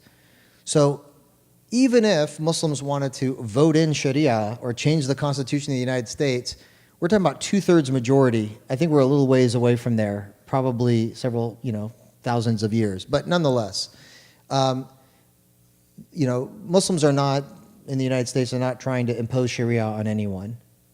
What's really going on is, given all of what's going on in the world, people are understandably scared of immigrants, of Muslims, of Sharia, because they associate Sharia with chopping off hands and stoning women to death. By the way, there's no verse of stoning in the Quran. That's in the Bible. You might be surprised to hear that. There's no verse in the Quran about stoning. It's in the Bible. The verse about adultery says, to give 100 lashes. But in any case, Muslims do stone. And so there's this, and then the covering, the veiling, and all of these other things. That's what the general consciousness understands in the United States, understands about Sharia. And so given the fear that your average American has, and there was a Pew study that suggests that 70% of the United States admits to knowing little to nothing about Islam, and also, not surprisingly, the same number of Americans acknowledge that they have a negative attitude of Islam and Muslims. So a politician sees that and says, this is a great wedge issue. If I prey upon people's ignorance and fear and run on the basis of, if you elect me, I will protect our borders from all of those people trying to come over from Morocco. I don't know if you saw that Trump ad using Morocco instead of Mexico. I will protect this country from all those immigrants rushing over from Morocco. All those Moroccans Yes. keep taking our jobs, Yes. It's just really, it's really infuriating how many American jobs are lost to Moroccans, And I will protect America from the imposition of Sharia. I mean, it's not even a rational or reasonable or even imaginable possibility within the next, 1,000 years. So I don't, it's just, but people are using it as a wedge issue. I think there was a Saturday Night Live skit that I saw a few years ago. I think it was when Obama was running for president, and it was a skit. Saturday Night Live, it's cynical, and it said that gay marriage, that there is a mosque near where Ground Zero is that's being built that will not only train terrorists, but it will do immigration services and conduct gay marriages, all right? And steal guns. Yeah. And so basically it was all the wedge issues put into one, and then it said brought place. to you by the Republican National Committee. Right. So, I mean, but the point is, We don't get political in our synagogue, Jihad. One of the images that we have of Islam is a woman covered from head to toe with only her eyes peeking out. So that one of the questions you want to ask is, what is the role of women? What is the vision of women in Islam, and how is it changing? So I would say that the role that women have in a variety of Muslim cultures varies tremendously. I mean, 1/4 of the planet's population is Muslim. Mm-hmm. Half of Africa is Muslim. The largest Muslim country is Indonesia. Only 15% of Muslims are Arabic speaking. The image that we have of Islam comes from our military conflict in Afghanistan, in which women are repressed and oppressed, and in Iraq in a very similar way, or Saudi Arabia, where women aren't even allowed to drive, and that's, I think, the only country in which women are not allowed to drive. So it's it has to do with their particular idiosyncrasies in their culture. Islam doesn't mistreat women; Muslims mistreat women. And it troubles me to no end, and it's something that I'm very outspoken against. But it's just the reality that some Muslim cultures are chauvinistic, are male dominated, and women get the short end of the straw. They get the short straw. So it's not based in or inspired by the religion. There was a woman who passed away late last year. She was a woman scholar named Fatima Mernissi from Morocco, and she wrote a book about almost 30 years ago called The Veil and the Male Elite, and she was a Muslim feminist who argued through the Islamic faith that Islam was a feminist movement. And if you look at the teachings of Muhammad at his time, he was born into a society that was deeply chauvinistic. It was considered shameful to have a daughter as a firstborn. they used to bury their firstborn if she was a girl, hoping that the soul would come back as a male for their next child. They used to bury them alive at the age of like 2 when they were toddlers. And Muhammad was born into that society, and the Quran not only outlawed this, but spoke very harshly, even before Muslims were in power, before Islam took over and became the dominant force, when the Muslims were the extreme minorities and persecuted minority, and Muhammad himself was. The Quran railed against those who would bury this innocent girl alive. For what sin did she commit that she was deserving of death? In fact, Muhammad taught that anyone who had 3 daughters and raised them well was guaranteed paradise. So completely flipped the script and said that, not only does the Quran not demonize Eve for the temptation, but women were empowered. He appointed a woman in charge when he became the mayor of the city of Medina, when he migrated from being a persecuted minority in Mecca and made the migration to Medina. And for the first time, he was the leader of the city-state. He appointed a woman to run the marketplace. When he died, a woman hosted the political gathering to decide who would inherit the political leadership after Muhammad. At that time, women were not allowed to receive any inheritance. Islam and Muhammad mandated that women were to receive a share of the inheritance. Women weren't allowed to choose who they marry. Not only did Muhammad say that women had to be agreeable to who they marry, or they had the right to refuse, but they also had the right to divorce their husbands. These were revolutionary feminist things. It was so pronounced that when he started preaching in Medina and established community there, the men came up to him and said, "Muhammad, what are you doing? These women are getting so uppity. They're like, large and in charge, and we don't like what you're doing." He said, "Well, this is the message of Islam." So, it was really it was empowering to women. And what happened after he died was culture took back over, and it was a chauvinist culture, and it's very unfortunate that was the case. Even with that chauvinist sort of pushback and takeover, there were many women scholars who wrote voluminous works in Islam. There were, women were at the forefront of a number of not only scholarly fields, but as philanthropists, and played a dominant role. I even have a book published by Landau, who's a Jewish professor, had a pictorial sort of, Muslim contributions to civilization, and it had on the cover a picture, a book painting of a woman in Baghdad lecturing at a mosque to a bunch of men. And they had the library there, it was in the mosque, and she was standing up and all the men were sitting down. She was lecturing.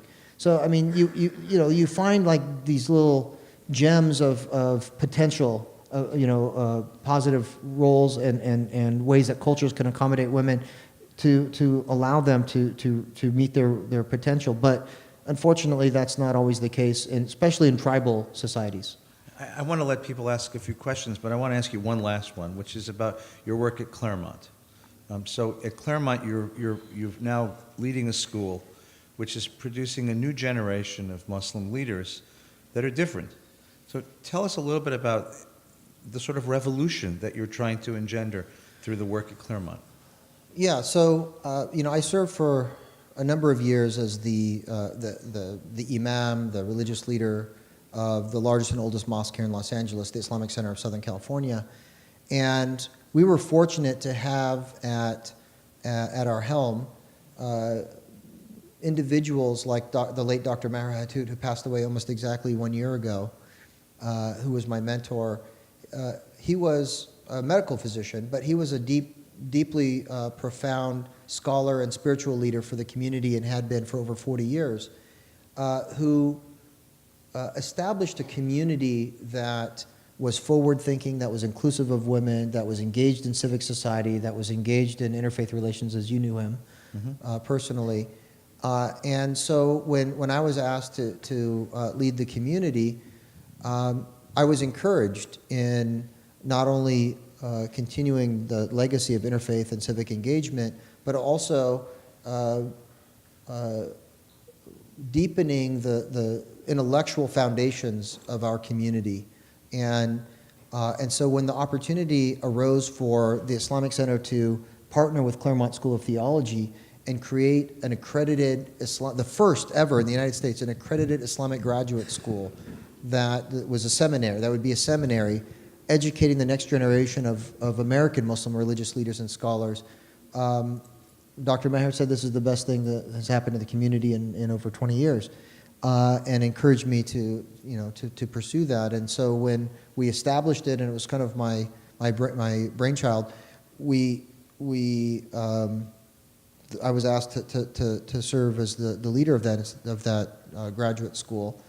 And so it became our goal, just as it happened within the Jewish community. And we have over 2,500 mosques in the United States. 93% of the imams in the United States, the religious leaders, our version of rabbi, if you will, were born, raised, and educated abroad. That means that they might have some particular authentic knowledge from back home, wherever that may be, but it also means that they're completely irrelevant to our youth. They are incapable of civic engagement and building bridges with the interfaith community, and they're oftentimes exclusionary of women in our community. And so I said, what we really need, and was as the Jewish community did many generations ago, we need to have our own indigenous institutions that can be a pipeline of training indigenous American Muslim religious leaders and scholars who can lead our community, who understand American culture, American context with nuance, who can be relevant for our youth, who can be inclusive of women, and who can be civically engaged, to help bring our community to a position of excellence, to be well adjusted in our participation in modern democracy, and really be on a trajectory to be able to contribute to the betterment of the society in which we live, and help our community navigate that transition and identity, because 2/3 of our community are immigrants or the children thereof, and 1/3 are African American who've come through the black nationalist movement of Elijah Muhammad and then became mainstream Muslim after he died in 1975. How to bridge those two communities, the gap between those two communities, and then also how to to help the next generation have a well-adjusted identity as both American and Muslim. So that's really what we're engaged in. We offer degrees now in Islamic studies and leadership and chaplaincy, as well as in Islamic education for the growing number of Islamic schools, elementary schools, full-time religious parochial schools. Wonderful. We're going to have a few minutes for some questions. I just want to remind everyone, please, that someone left some keys in it's a Mercedes. I think it's a gift from the Lord. Thank you, God. I needed a new car, and now I have one. That's a machaya. Oh, look, there's a house key, too. I get a wife and kids along with him. Here's what we're going to do. Let Sean have the first question over here. Right there. Right. Sean, turn to the left. That's good. I'm going to ask you, though, the following. Just please, please, please. I know there's a lot to say. We're not here to debate with our guest. We're here to ask him questions so that he can exposit and talk about his faith and his teaching. So please remember that a question is a one-sentence interrogatory that begins with the words what, when, why, where, and how. It does not begin with the words, don't you think that? Okay? It begins with what, where, and it's one sentence, and I reserve the right to cut you off in the middle and embarrass you in front of the congregation if you don't ask a one-sentence question, because we've come to hear the imam. Sean, please. What do you think about the moderate Islamists? In the absence of their voice, the radical Islamists would be representative of the Muslims. What do you think about it? Well, I'm sorry, what do I think about the... In the absence of the moderate Muslims to represent themselves, the radical Islamists become the voice of Islam. Yes. I don't like it. All right. No, I was looking at the numbers, because someone say, the percentage, what if, is it like 80% Muslims are moderate, 90% Muslim? So I was looking at the numbers, and I was at the White House earlier this year, or actually February of last year now, we're 2016 now? All right. Earlier this year would have been like 2 days ago. No, in February, President Obama had invited a number of us from Los Angeles, Boston, and Minneapolis a summit on countering violent extremism. And I was looking at the numbers of those who are affiliated with extremist groups around the world, Al-Qaeda, ISIS, etc. And the numbers vary anywhere between, let's say, 50,000 and 150,000, which, if you look at the number of Muslims on the planet, 1.7 billion, we're talking about 0.0003 are affiliated with the extremist group. But that's all you hear in the media, because we have certain axiomatic principles in Judaism and axiomatic principles in Islam. There's one in media called "What Bleeds Leads," and it's not sexy what we have to say. There was nothing controversial other than, Valley Beth Shalom welcomes jihad. That was about it. That would make any news coverage in this conversation today. It's just boring, and there's no fireworks. Hopefully it's enriching, and there's some benefit that you may gain from this, but it's not going to make a headline. There's not article media coverage on this. So it's infuriating, it's frustrating. We have to figure out a way to make this conversation more sexy.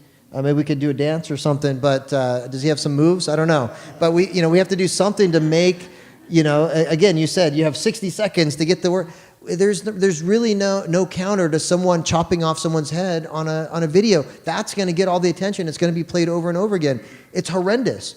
But, Islam as religion of peace is not going to cut it as a response. So, it's frustrating. They don't represent us. They're thugs. They're criminals. They're terrorists. They're all of those things. We condemn them. We speak out against it. But it just, doing all of that, saying all of that doesn't make the news. People always say, "Oh, what you said sounds great. How come we don't hear it?" I guarantee you, it's being said, and it's being said repeatedly. I see it on my media feed, my social media feeds on Twitter and Facebook and everything else. In fact, today one of my colleagues was on NPR.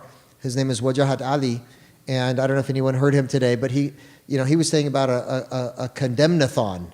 Every time something happens, we condemn it. And no one hears our voices, because it's just like, well, we don't have a pope who can speak on behalf of all of us. And so, what if I told you that the largest Muslim organization in the world condemned Al-Qaeda and ISIS, etc.? You'd say, okay, great, who are they? I would say they represent 150 million people, and they're in Indonesia. And they're just one of every major religious figure. If I say, who are the 3 Muslims you're waiting to hear from? Who are the most important 3 Muslims you want to hear condemning? You wouldn't even know how to answer that question. But if you did, I would say they condemned it, because they have. Every major Muslim religious leader, political leader, everyone's condemned Al-Qaeda. Even Al-Qaeda condemned ISIS. I mean, come on. But it just doesn't make a lot of news when the average mainstream Muslim is being Muslimy. That doesn't fit the profile of what now has become a media frame. So it's a great question. That's why I took so long to answer it. All right. Thank you, Rabbi. Stop apologize. They're used to long speeches. Okay, so good. Thank you, Rabbi and Imam. As an Iranian Jew, I resonated a lot with what you said about leaders for the generation. Quick question to both spiritual leaders in regards to the idea of pluralism, the modern idea that let's say that no one faith has the dominant truth. It has aspects of a truth or the truth. And you mentioned the Rambam earlier, Maimonides. So how do you deal with texts that make fundamental or distinctive claims on faith that exclude other religious groups? So one could be, for example, Maimonides, where he says that prophecy culminated with Moses, and no other, and also in Islam, where you say that the culmination of prophecy was fulfilled in Moses. So how do you read those type of texts and make room for someone who either disagrees or disbelieves in? Good question. So I attempted to preempt that question in what I said earlier, in that if you read the Quran, and it's not a one-off, it's a theme. It's a theme that's repeated over and over in the Quran, that it's God's will that there be diversity, that in fact salvation is something attainable by multiple different religious groups, and approaches to God. God doesn't belong to us, we belong to God. And so, how God is going to assess us or judge us or include us or et cetera on the final day, the day of judgment, which is important for a Muslim because that's part of the core of our belief. But even outside of that, our commandment is to cooperate for the common good and then leave the rest to judgment of God. And yes, we have a set theological, foundation that might be distinctive, but it doesn't need to dominate or humiliate any other group. It is what it is. We have, these very specific things that is inclusive of, let's say, Muhammad as a source of authority. That doesn't exist in Judaism. Muhammad's not recognized as a source of authority. Okay, so what? I mean, we have one source. We have some shared sources. We disagree about the interpretation of some. Okay, now what do we agree upon? Excellent. Someone came up to me in the break and didn't allow me to get coffee, but I appreciated her anyway because she said, I'm from New Ground, and we're a group of young Jews and Muslims who come together, and that new ground is really our common ground, where we find not only our distinctiveness, but where the common ground is, and we work together for the common good on that common ground, which is, by the way, a very vast territory. And so that's what our commandment is in the meantime. The first verse of the Bible, the Torah, which you know, Breshit bara Elohim et hashamayim ve'et haaretz. In the beginning, God created heaven and earth. That's not what it means. Because the word Breshit doesn't mean in the beginning. It means in the beginning of the, and the next word's supposed to be a noun, but it's not. It's a verb. So in other words, the very first word of the Bible is indecipherable, literally. And so Rashi, the great French medieval commentator, says, Eina mikra zomer ela darsheni. This Bible, this word, screams to you, interpret me. Very interesting comment, which means you can't understand anything, even the first word, without an active interpretation. And an active interpretation means that there's a judgment that has to be applied, that there is a construction of the truth, not simply a reception of the truth. And that means that you're going to interpret and I'm going to interpret. And you'll have your reasons for your interpretation and I'll have my reasons for my interpretation. And I can't read the first word of the Bible without acknowledging that truth is constructed, not received. And therefore, there's room for disagreement here. There's going to be disagreement. Now, when you introduce that kind of uncertainty, what does it say? What does it say? I can't tell you what it says. You have to work on it. You have to live with it. You have to decide. You have different interpretations at different moments in your life.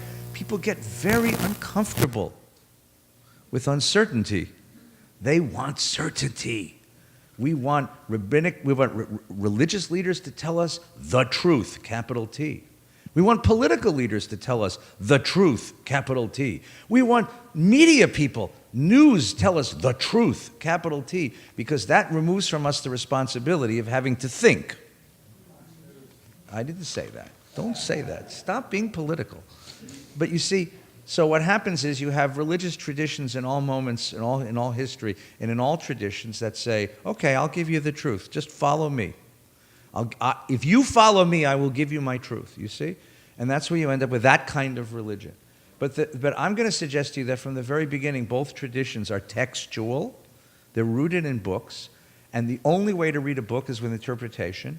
And once you introduce interpretation, you introduce pluralism, differences of opinion, differences of perspective. And you learn to live with the uncertainty and the ambiguity of interpretation, leaves you a personality, a temperament, ready to accept the views of other people. The Talmud has a beautiful phrase of this, which my teacher David Hartman quoted as a title of his book. It says, make for yourself a heart of many rooms. It's a beautiful idea. Open your heart to the idea that you can have 4 different ideas that are different at the same time. Hold contradictory ideas in your head at the same time, because that's the only way to live in a human community.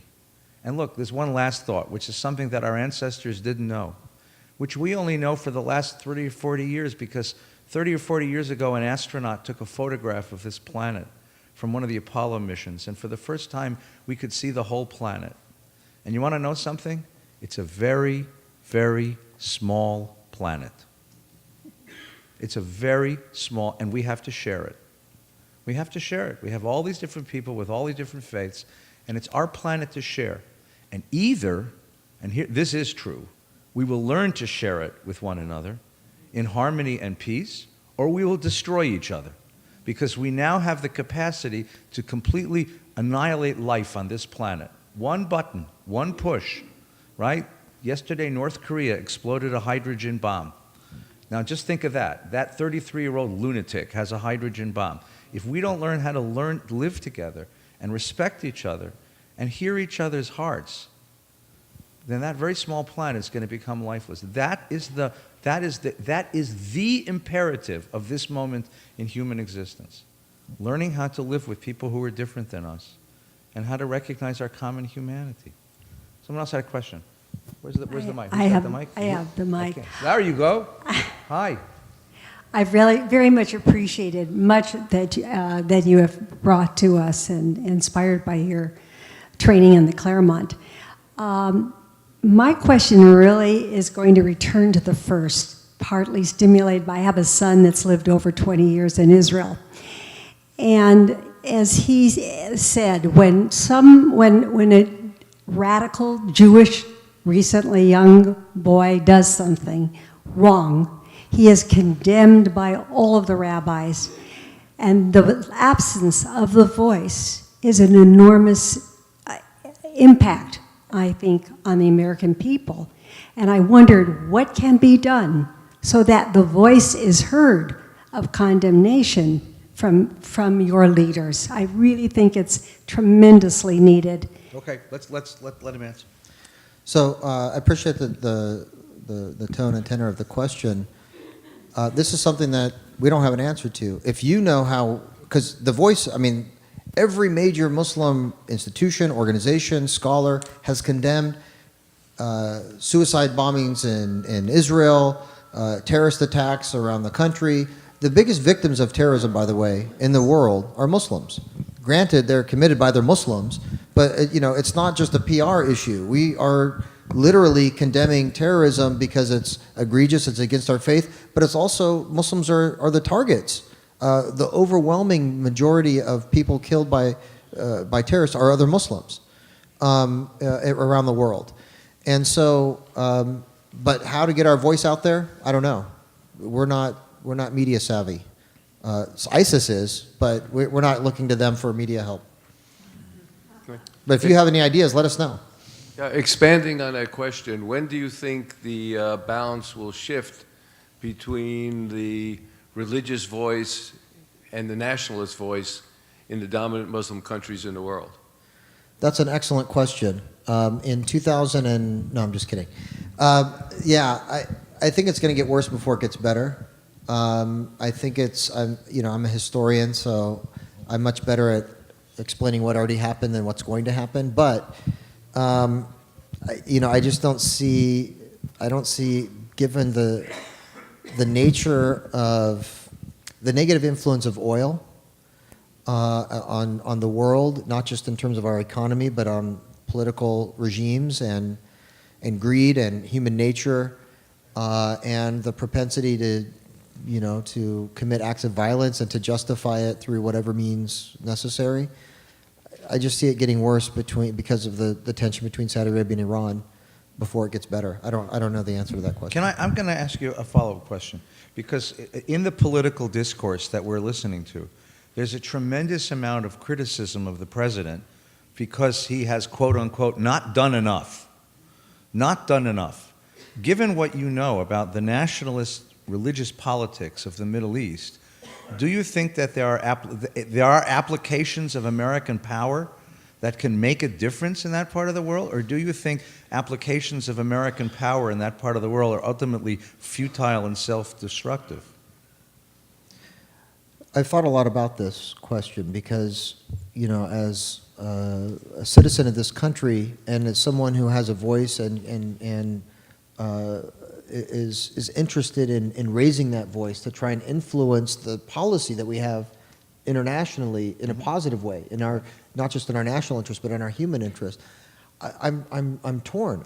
Take Syria, for example. I really don't know the way forward. I mean, given how complex it is, with Russia's involvement, Turkey, Iran, Saudi Arabia, it's the amount of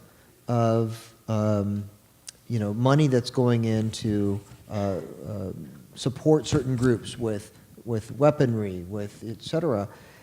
It's so corrupt. It's so disheartening. The loss of innocent lives, the dispossession of so many people from their land, from their homeland. It's just I don't know what the right move would be. I don't know what to advise our State Department. I'm in touch with the State Department and consult with on a number of issues. But on this issue, I don't see a clear way forward for our administration. There is no move that will be clearly the right move. Because if we fully withdraw, then we create a vacuum and allow for these other groups. If we play our hand too heavy, then we are setting ourselves up to be the targets of blowback. If we arm certain groups against others, then we can, it could devolve as similar to what happened in Libya. So I mean, it really is a very complex scenario, and I think it's being fueled by these geopolitics of Russia, Iran, Saudi Arabia, and I would just say that we shouldn't withdraw fully, that we should try and limit and contain the violence as much as possible, that we should try and create the right circumstances that would allow for a political settlement. But I don't know. This is the most conflicted I've been over a foreign policy circumstances as much as I can remember. Let's take one more question, and then we're going to call it a night. What's Douglas? Hi. Are there instances in your sacred texts where man, through the exercise of his conscience or morality, challenges God, such as analogous to Abraham arguing with God over Sodom and Gomorrah? I taught this course with Rabbi Ruvain Firestone at USC on major themes in the Quran and the Hebrew Bible. And one of the most profound and stark differences that we noticed right off the bat, because we started with the creation story that I shared with you today, was a very different posture between man and God in the two traditions. In Islam, we don't claim to contain God or define God or know God. God is beyond our ability to comprehend. Nonetheless, God is good. He is all-powerful, all-knowing, and how all of that reconciles is as much debate in Islamic philosophy as it is in Jewish philosophy and any other tradition. How we can both have free will and that God is still in charge of everything. How do you reconcile those? You have to have a big heart with many rooms, right? A big mind with many rooms as well. But we fully believe that God is good, that God is all-powerful, and that bad things can happen because for free will to be meaningful, we have to be able to choose between good and something else. So that God allows evil to happen in order for us to have meaningful free will, and so, but it doesn't take away from God's goodness. So we somehow, as Muslims, defer to God. Maybe we don't understand the wisdom, but we're not going to ever challenge whether God is good or whether God's choices were right. But we would struggle with trying to understand the wisdom sometimes. So it's a slightly different posture than you would find. And there isn't any narrative of the prophets, not even of Abraham or anyone else challenging or questioning God's wisdom. The only question would be to struggle to try and understand the wisdom of it, always assuming that there is one and that God knows what he's doing and it's good, whatever that is. So it is a slightly different. So that is one voice that you find in Judaism. Okay. It's the only voice in Islam. Yes, see, there is indeed a voice of submission in Judaism where one accepts God, defers to God, but there is this other, the counter voice, the dialectic is, there's another voice which is always challenging God. And Always that you don't find in Islam. demanding of God a higher form of justice, a deeper form of love, and then, and conversely, there's a voice of God demanding of us, which you do find in Islam, demanding of us deeper compassion, deeper commitment to justice, a broader sense of humanity. That you do find in both faiths. So what's interesting is, I mean, if chutzpah, that's what you guys need. We are prepared to make you a gift. There is one of the most sort of emotional supplications that you'll find that really moves the heart and people to tears is the invocation of God to alleviate the suffering of those who are under oppression or under, facing all this hardship and dispossession and warfare, etc. It's to bring justice and and peace to those individuals, and people will be very moved. And we're asking God to do it. Right. But at the same time, in the same supplication, we would also say, God, empower us Right. to be that instrument to bring justice and establish justice on earth. So Right. it's saying, God, you do it, but then also, God, let us to be the instruments through which you do it. Right. And so it's not saying, how come you didn't do it yet, God? How could you allow that to happen? How dare you? It never gets to that point, but it is saying, yes, God, we feel the pain of those suffering. Make it better. And then, we'll say, and let us be part of the solution. You would find a similar thing in the Torah. Yeah. Thank you very, very much.